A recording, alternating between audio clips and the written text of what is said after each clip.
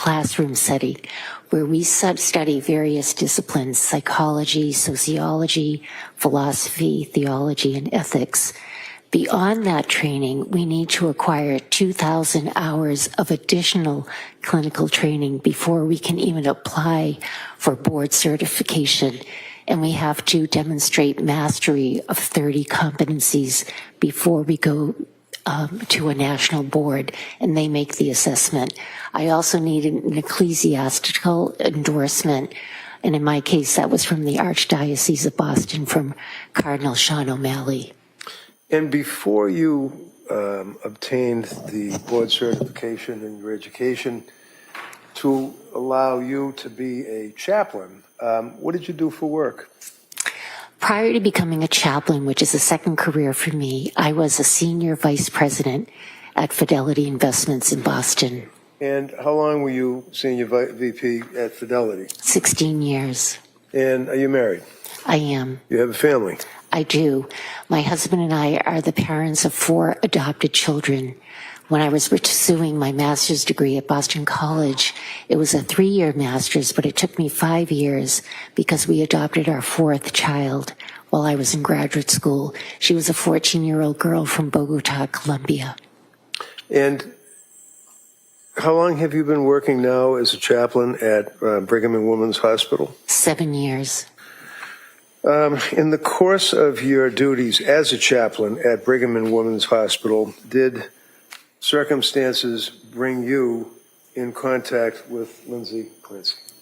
Yes, they did. Can you tell the jurors what happened? I arrived on the morning of Wednesday, January 25th, 2023. I arrived at approximately 8:30 that morning because I was there to relieve the overnight chaplain who was carrying the pager. I was taking over the pager shift, which went from 9 to 1 p.m., although I was working a full day. When I arrived that morning, she said to me, "Did you hear the news?" And so Sustained. Okay. So you can't, you got to object, so you can't say what someone told you, okay? That's called hearsay? Okay. Okay. Okay. So I can say, as a result of the conversation with that person, what happened? I was summoned to the Director of Spiritual Care's office. Did you have a conversation with her? I did. All right. And as a result of that conversation, what did you do? I went to Unit 8C in the Tower building of Brigham to meet with Lindsay Clancy.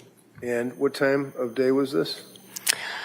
Roughly between 8:30 and 9:30 that morning. And when you went in to see Lindsay, what did you observe? Well, the unit itself was filled with law enforcement officers, both outside the doors of the unit. There was Brigham security, but the unit itself was flooded.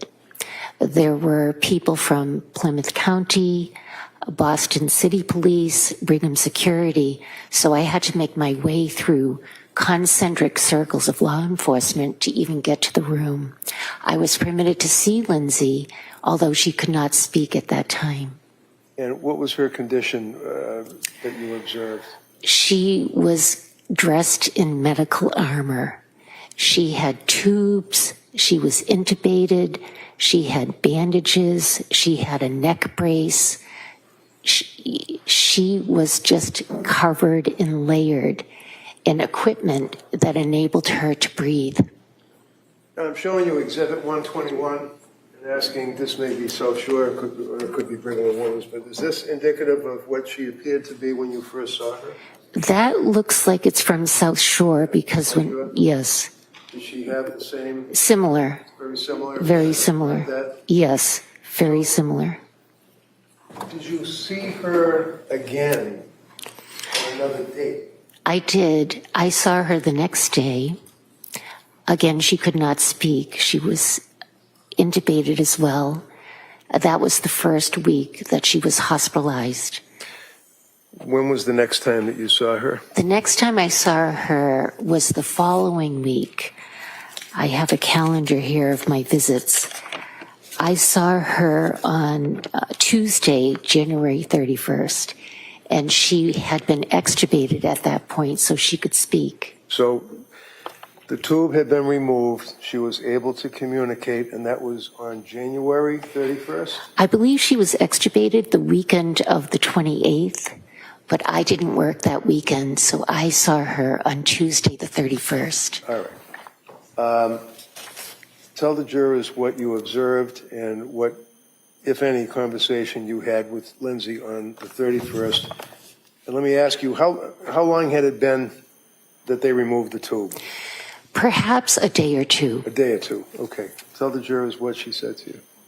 She continued to look like the photograph you just saw. She was covered, tubes everywhere, the neck brace. Her emotional state was very neutral, a flat affect. But I remember vividly the first thing she said to me. Now, she had heard me for a couple of days. We had been praying together. And so when I went in on Tuesday the 31st, she said to me as I held her hand to comfort her, "I am so glad my children are safe." Was there any other conversation that you had with her? I replied theologically to Lindsay, and I said, "Lindsay, your children are safe. They're safe in heaven with God." And I held her hand throughout that conversation, and we prayed for them. Did she make any other statements to you? She did. She alluded to having heard a voice, and the voice, according to Lindsay, told her that if she did not follow the command, neither she nor her children would be safe. And did she indicate whether it was a male voice, a female voice, loud, soft? She alluded to the fact that it was a male voice and it was persistent. Any further conversation that you recall about that, not about general things, That came up several times. I visited Lindsay minimally 14 times while she was hospitalized at the Brigham, and the voice conversation came up several times during several of our visits. Now, after Lindsay was transferred or cleared to go from Brigham and Women's Hospital, did she go to another facility? She did. She went to Spalding Rehabilitation Hospital. And do you know when that was? That was roughly late February, perhaps around the 23rd. And did you continue to see Lindsay at Spalding Rehab? I did. Do you know when she left Spalding Rehab? In the late March, early April time frame, perhaps. Okay. Now, Brigham and Women's Hospital and Spalding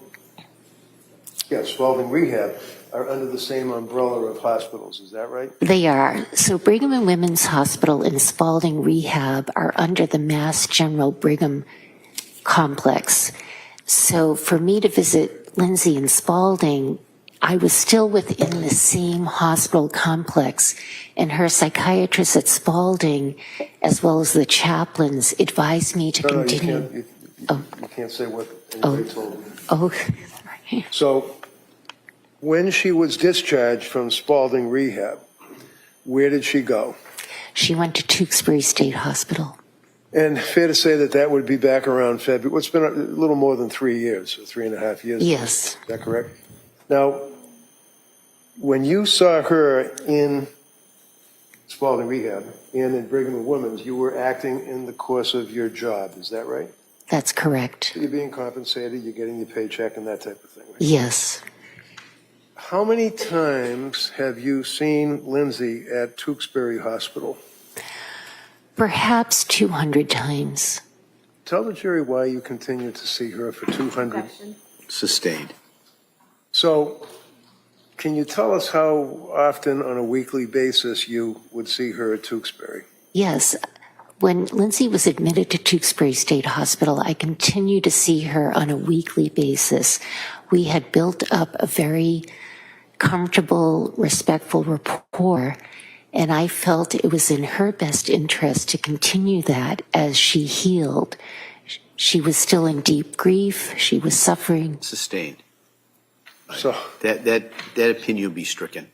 So, did she express anything about her children and their loss over that period of 200 times that you saw her thereabouts in Tewksbury? Objection. No, overruled. Yes. Other jurors? Lindsay talks frequently about her children. She loves them deeply. She carries immense grief.